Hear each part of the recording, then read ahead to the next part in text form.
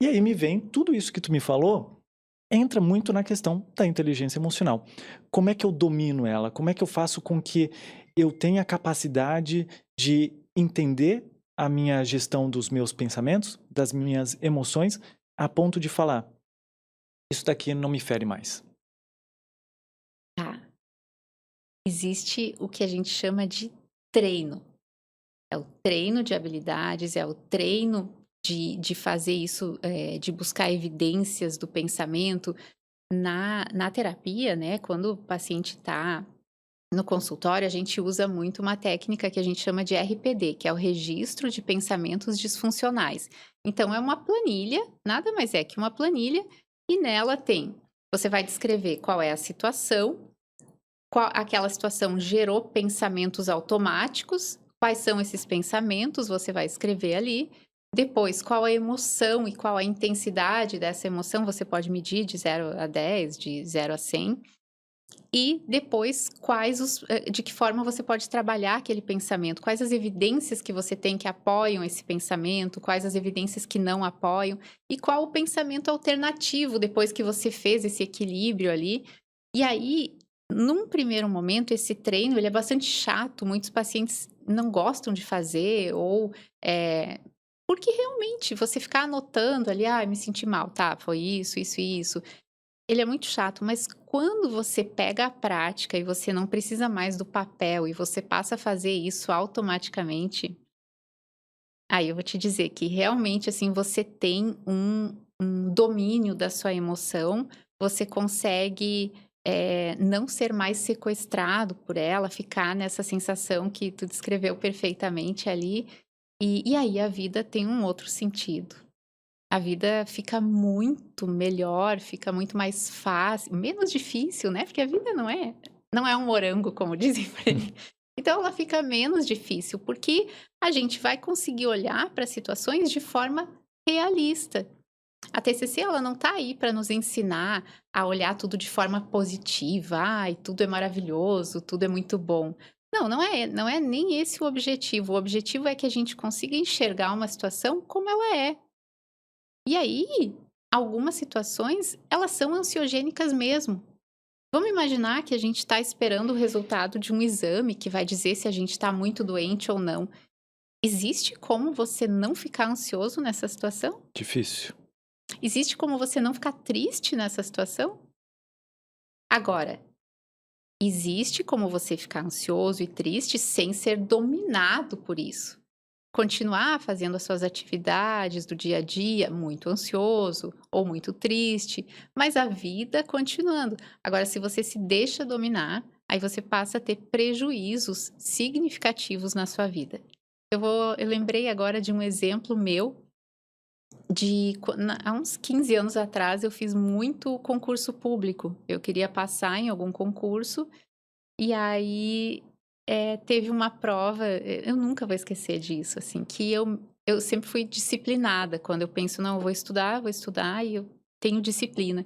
E eu estudei por 12 horas todos os dias, durante muito tempo, e eu negligenciei a parte emocional, completamente. Nem pensei nisso. E eu cheguei, abri o caderninho da prova, era todas as questões que eu tinha visto, tinha estudado, sabe aquela coisa boa? E eu tive um ataque de pânico no meio da prova e perdi a prova. Ué, por quê? Porque eu fiquei ansiosa, eu tinha que dar conta, eu achava que não ia dar tempo de escrever a minha redação. E meu Deus, e aquilo ali, essa eu sei, mas será que eu tenho certeza? E eu não cuidei dessa parte emocional. E aí eu tinha o conteúdo ali, eu sabia, eu tinha me dedicado, eu tinha feito a minha parte e eu perdi porque a minha emoção me dominou. Caraca, eu acredito que isso deva acontecer muito, mas como é que a gente consegue dominar isso então? Tu falou dominado pelas emoções, como é que a gente pode olhar para elas e falar: "Poxa, eu posso pensar nisso, mas não agora"? É muito aquela questão do estoicismo, né, que eles falam: "Tá, aquilo que tu tem controle, tá tudo bem, aquilo que tu não tem controle, tá tudo bem também", Isso. mas na maioria das vezes não é assim que funciona. Por exemplo, eu vivo falando para minha irmã não ficar ansiosa com algumas questões da vida dela. Eu sempre vou dar um raciocínio lógico. Não naquele momento onde que ela só quer falar, né? Eu já comecei a perceber essas coisas, quando a pessoa só quer falar. Então, hoje em dia, eu só dou um raciocínio lógico para a pessoa ou quando ela me pede ou quando eu acredito fielmente que eu deva dar esse raciocínio para ela. Mas então, como é que essa pessoa que é dominada por essas emoções e ela não percebe, como é que ela pode voltar para dentro de si e falar: "Poxa, essa emoção que eu estou sentindo agora não é para esse momento"? Não vamos ter esse controle. Não vamos ter esse controle. As emoções, elas vão vir. Elas vêm à tona, porque a gente está o tempo todo recebendo estímulos externos, certo?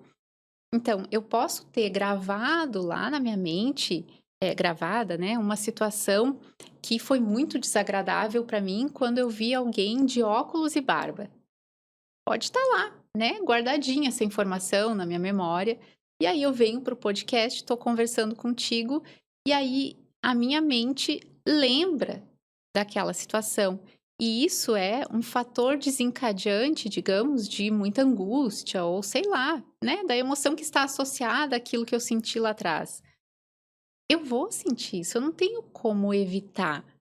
O que eu posso o que fazer com essa emoção, é não deixar ela me tomar conta a ponto de eu não conseguir mais conversar contigo, ou de ter que, sei lá, pedir para encerrar. Isso sim seria não conseguir controlar a emoção, se deixar dominar pelas reações físicas, né, tremedeira, coração acelerado, falta de ar. As pessoas reclamam muito, da rigidez muscular quando estão muito tensas, então, ai, dói tudo, dói o pescoço, dói as costas. Isso a gente pode, controlar, o que a gente vai fazer com a emoção. Agora, se ela vai chegar ou não, isso não. Isso a Hum. gente não controla, a gente está o tempo todo exposto aos estímulos e a gente está vulnerável, então, às emoções. Até porque, se a gente for olhar, eh, na parte, biológica, né, no nosso cérebro, quando a emoção ela é desencadeada, é ela chega nessa parte aqui de trás, tá? E aí aqui no meio do nosso cérebro a gente tem a amígdala, que é ali que a emoção é desencadeada.